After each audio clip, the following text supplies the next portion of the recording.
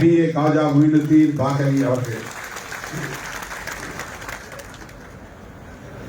மௌலவி BA. Khaja Moinuddin Baqavi அவர்கள், புலவர் அகமது மைதீன், திருமதி ஜமீலா பிவி ஆகியோருக்கு 12/10/1963 அன்று திருநெல்வேலி மாவட்டம் மேலப்பாளையத்தில் பிறந்தார்.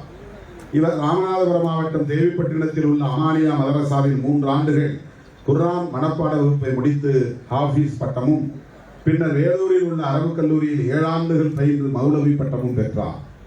1986 ஆண்டு முதல் கன்னியாகுமரி மாவட்டம் திருவரங்கோடு ஜாமிஉல் அன்வர் அரபு கல்லூரியில் பேராசிரியராக 3 ஆண்டுகள் பணியாற்றினார்.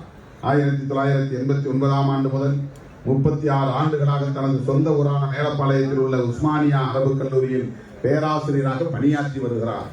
அத்துடன் அவ்வூரில் உள்ள பெரிய குப்பா பள்ளி வாசலில் இமாமாகவும் வெள்ளிக்கிழமை சிறப்பு தொழுகை நடத்துபவராகவும் பணியாற்றி வருகிறார்.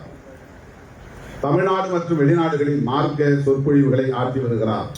1992 ஆண்டு டிசம்பர் 6ஆம் நாள் பாபர் மசூதி இடிக்கப்பட்ட போது இவர் திருநெல்வேலி மாவட்டத்தில் வன்முறை பரவாமல் அமைதியை நிலைநாட்டி மத நல்லிணக்கத்தை பேணி பாதுகாத்தவர் என்கிற நிலையில் அப்போதைய மாவட்ட ஆட்சியாரால் பாராட்ட பெற்றவர்.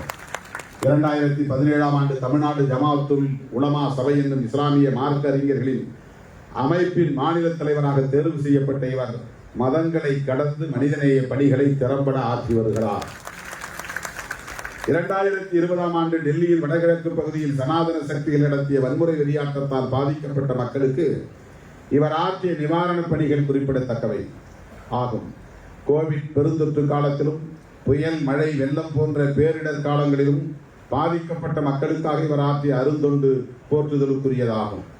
கண்ணிய தமிழர் காகிதமில்ல வழியில் சமூக நீதி, சகோதரத்துவம் மற்றும் மத நல்லிணக்கம் ஆகியவற்றுக்காக மௌலவி பி.ஏ. காஜா மொயினுத்தீன் பாகவி அவர்கள் ஆற்றி வரும் அரும்பணிகளை பாராட்டி விடுதலை சிறுத்தைகள் கட்சியின் சார்பில் 2025 ஆண்டுக்கான காயிதே மில்லத் துறை விருதினை வழங்குவதில் பெருமை அடைகிறோம்.